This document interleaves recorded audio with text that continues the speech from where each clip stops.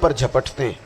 حضور کیوں، ہم تھوڑے ہوں گے؟ فرمایا نہیں، تمہیں دنیا سے محبت ہو جائے گی اور موت تمہیں بری لگے گی۔ اتنے بڑے بڑے بنگلے، عالی شان محلات، کس کا چھوڑ کے مرنے کو جی چاہتا ہے معاذ اللہ۔ نبی پاک کی محبت کا تقاضا سمجھو، ایسا نہیں کہ وہاں دولت آئی نہیں۔ حضور تو فرماتے ہیں کہ اللہ نے خزانوں کی کنجیاں میرے ہاتھ میں رکھ دی ہیں، لیکن میں نے عرض کیا مالک ایک وقت روٹی دینا اور ایک وقت کا فاقہ دینا۔ کنجیاں خزانوں کی اللہ نے دی۔ جب تک آپ اپنا طرز زندگی، یہ جو بہت دنیا کا پیار ہے نا، بہت زیادہ مرنے کی ہرس، یہ بہت زیادہ جینے کی ہرس تو اللہ تعالیٰ نے قرآن پاک میں یہودیوں کا طریقہ بیان کیا کہ وہ کبھی مرنے کی تمنا نہیں کریں گے کیونکہ جینے کی ہرس رکھتے ہیں۔ نبی پاک علیہ السلام کے غلاموں، طرز زندگی جب تک سادہ نہیں ہوتا اور جب تک یہ دنیا کے جھمیلوں سے کسی کو دولت دے کر پیچھے کر دیا جاتا ہے، کسی کو عہدہ دے کر چپ کرا دیا جاتا ہے، کسی کو اقتدار دے کر چپ کرا دیا جاتا ہے، رسول اللہ صلی اللہ علیہ وسلم کے سچے غلام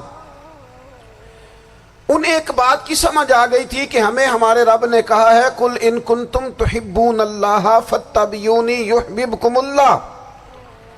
اے محبوب آپ ان سے فرما دیں اگر رب سے محبت کرنا چاہتے ہیں تو آپ کی پیروی کریں، اللہ خود ان سے محبت فرمائے گا۔ جب رب بھی ان کا ہو جائے گا، جب رب بھی ان کا کی محمد سے وفاتوں نے تو ہم، یہ جہاں چیز ہے کیا، یہ لوح و قلم تیرے ہیں، اس کا کیا مطلب ہوا؟ لوح و قلم، قلم لکھتی ہے نا تقدیریں، مقدر فیصلے، تو لوح و قلم تیرے ہیں، اس کا مطلب یہ ہے کہ پھر رب کریم تیرے اوپر فضل کرے گا، اور وہ جن فیصلوں کی امت کو دیانت سے چاہت ہے اللہ اپنے فضل سے وہ فیصلے فرمائے گا۔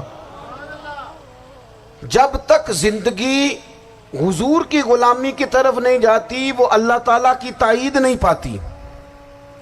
حضرت عبداللہ ابن حذافہ رضی اللہ تعالیٰ عنہ کو رومیوں نے قید کر لیا تھا، اور جب رومی آپ کو قید کر رہے تھے، پکڑ رہے تھے، جنگ میں کچھ موڑ ایسا آ گیا کہ بظاہر مسلمانوں کے قدم پیچھے ہٹ رہے تھے، تو 1000 آدمی نے، 100 آدمی نے مل کے آپ کے گرد گھیرا ڈالا اور بڑی مشکل سے آپ کو گرفتار کیا۔ جب بادشاہ کے سامنے لے گئے نا تو بادشاہ سے اس کا سپہ سالار کہنے لگا کہ بندہ ضائع کرنے والا نہیں، یہ بات سمجھیں آپ، ہماری طبیعت کے مطابق جو بندہ پورا نہیں اترتا ہم ضائع کر دیتے ہیں۔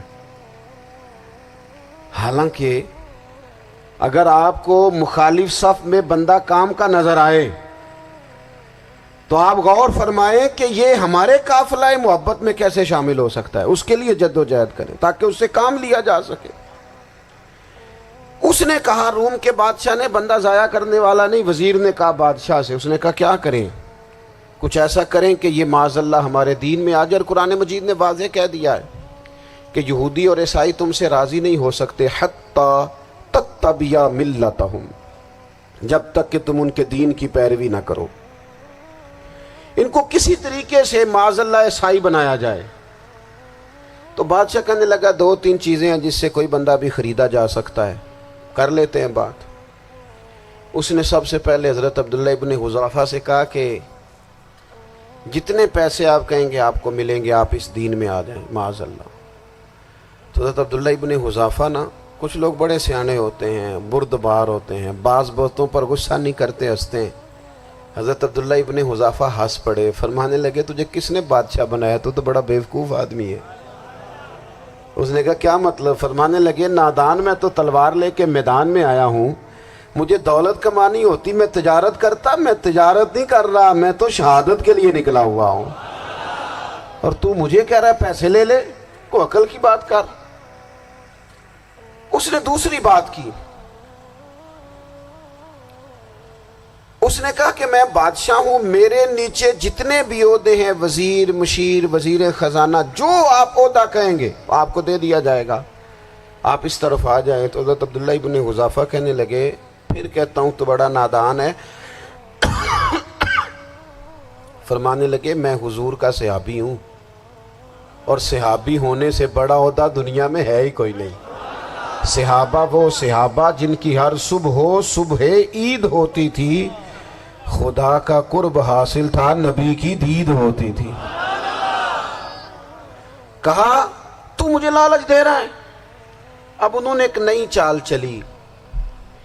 وزیر کہنے لگا کہ میں ایک اور طرح سے معاذ اللہ کوشش کرتا ہوں پگھلا دینے کی۔ آپ اندر کمرے میں قید تھے تو وہاں ایک خاتون کو بنا سنوار کر بھیج دیے گا۔ دوستو یاد رکھنا، تگڑا اور مضبوط جوان پتہ کون ہوتا ہے؟ جس کی نظریں پوری طرح اس کے کنٹرول میں ہوں۔